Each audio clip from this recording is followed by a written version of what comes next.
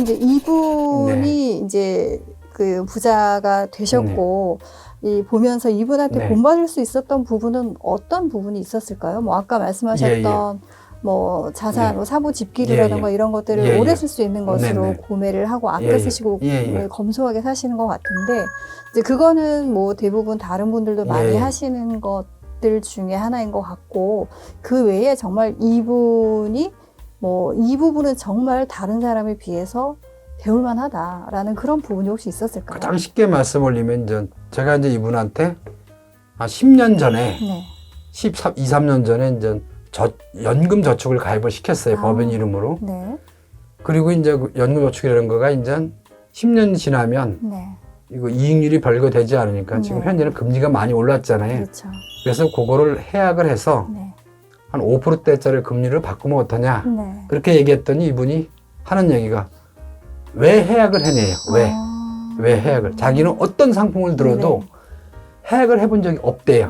그러니까 그분이 이제 예를 들어서 뭐 수익형 펀드라든지 뭐 채권 이런 거 다 나누면 채권도 20년, 30년 채권을 지금도 갖고 계신 거예요. 그러니까 쉽게 우리는 이제 보통 사람들은 조금이라도 현실적으로 틀려지면 계약 또 조금 더 좋은 상품이 나오면 그걸 바로 해지하는 스타일이잖아요. 그렇죠. 그런데 이분은 해지를 얘기를 하면 되게 싫어해요. 그러니까 쉽게 그 모든 투자를 그 투자의 개념은 이제 두 가지잖아요. 저축을 하건 아니면 수익 주권을 가던 펀드를 가던 직접 투자를 가던 자기가 처음에 설정한 만기가 있어요. 만기 전에 조건이 나쁘더라도 절대 중도 해지라는 게 좀 없고요. 그다음에 이분하고 제가 식사를 한 3번 정도 해봤거든요.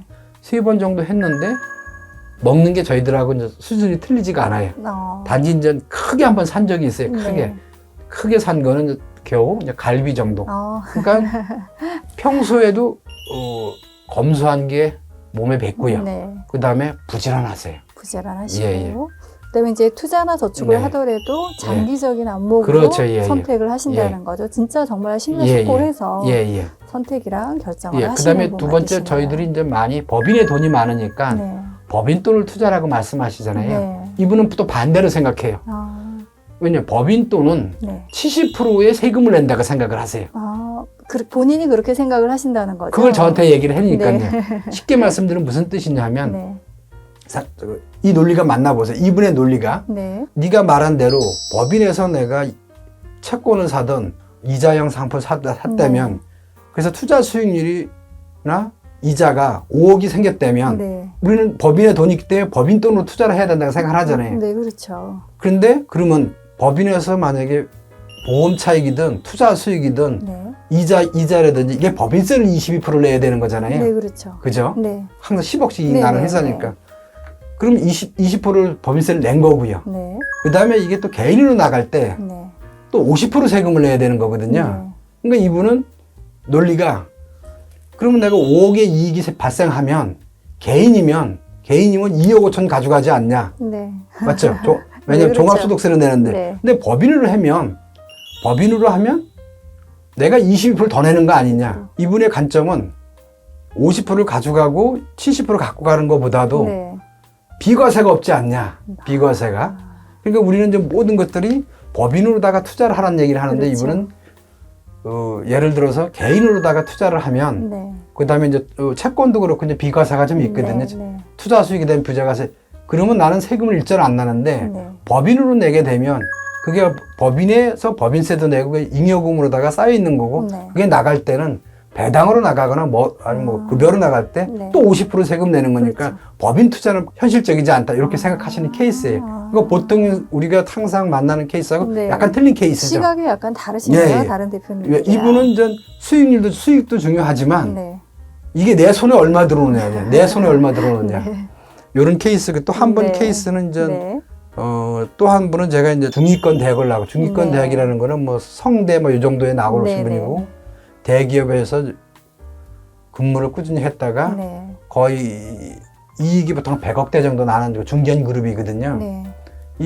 이분은 다른 데는 전혀 관심이 없어요. 전혀 관심이 없고 어떻게 하면 내 부는 이제 두 종류가 있는 거죠. 개인 재산과 그다음에 이제 회사의 주식이 있는 거죠. 그렇죠. 그래서 15억을 증여세를 내고, 네. 증여세를 내고, 이렇게 주식을 좀 아주 일부를 좀 자자분한테 이제 증여한 케이스죠. 그래서 저는 자자분이 자산을 형성하기 위해서 네. 소각을 제안했었어요. 그랬더니 이분은 그러면 내가 증여를 왜 했냐? 지분이 줄어드는데. 네. 그래서 자기는 증여를 개인 자산을 먼저 증여를 하겠다. 네. 그래서 그분이 이제 종부세를 1억 정도 내셨다 그러더라고요. 그래서 네네. 개인 자산은 수축시키기가 현실적으로 어렵잖아요. 네. 그 다음에 이제 회사 주식은 또 중소기업에 대해서 세제 혜택 주는 게 뭐 또 있고요. 뭐 가압승계 제도도 있고, 그다음에 평가 자산을 좀 수축시킬 수가 있으니까. 네. 그러니까 오로지 관심이 내 부를 어떻게 하면 자자분한테 넘기는데 그렇죠. 세금이라도 최소한 10%라도 20% 줄일 수 있냐. 네. 뭐 그런 관점이고요. 네. 그다음에 이제 세 번째 관점은 이제 네.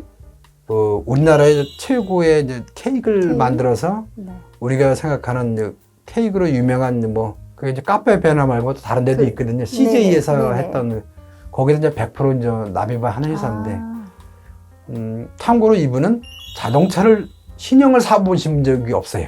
신차를. 그러니까 모든 차를 중고차. 중고차도 보통 네. 4, 5천만 원이 안 넘는 뭐 네. SUV라든지 뭐 그런 거 사시는 분인데 네. 이분도 역시 오로지 관심이 자자분한테 네. 어떻게 내 부를 좀 물려줄까. 네. 대부분 우리가 이제 절세 노트에서 네. 하는 것 중에서 기업에서 번 돈이라든지 기업에서 부를 창출한 거를 나라든지 처한테 이제 개인 하는 쪽에 관심이 있는데 네, 그렇죠. 대부분 분들은 앞에 있는 무역회사 분이라든지 아니면 네. 두 번째 그 자동차 그 부품하는 회사든지 네, 네. 자기는 돈을 쓸 데가 없대요. 돈 자체가. 네. 돈이 근데 단지 이제 이 기업이 영속하려면 네. 자제분이 주식을 물려받을 수 있는 재원이 있어야 되는 거잖아요. 그렇죠. 증여세를 내든 네. 상속세를 내든 네. 오로지 거기에 관심이 좀 있으시더라고요. 참고로 네. 또 이제 마지막 네 분은 이제 철강 도매 물레동에 있는 분인데 네. 이분 계통이라 아주 75세가 넘었어요. 75세가 넘었는데 자기 사무실이 네. 물건을 출하하는 바로 앞에 있어요. 그러세요? 그래서 매일매일 출하하는 모습을 좀 보는 거죠. 네.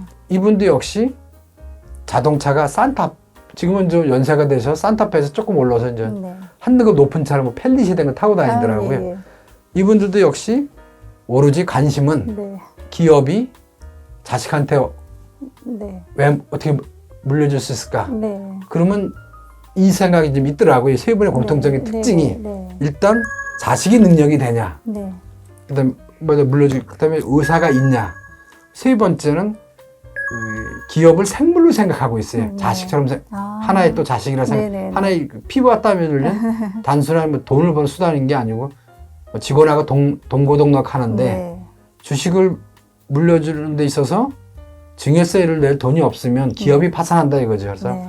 이세경영을 가는다는 의미가 네. 종업원에 대해서는 생계를 책임져주는 그런 의미도 좀 있는 것 같아요. 지금 생각해 보니까요. 네. 예, 예.